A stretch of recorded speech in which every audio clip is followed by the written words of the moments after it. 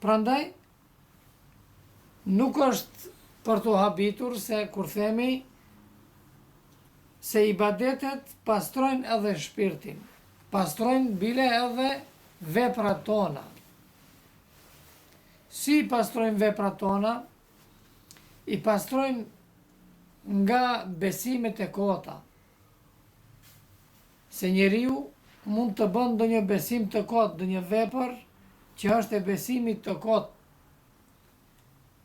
Nëpërmjet ibadeteve të cilat Allahu xhaleshanu ne i ka bërë obligim, ne bëjmë edhe pastrimin e veprave tona, po ashtu siç edhe ta shohëm pak më vonë, bëjmë edhe atë që i thonë e bëjmë një vepër që mund të bëhet pa marrë parasysh çfarë vepre edhe që ka të bëjë me këtë dunja mund të shndrohet me ibadet.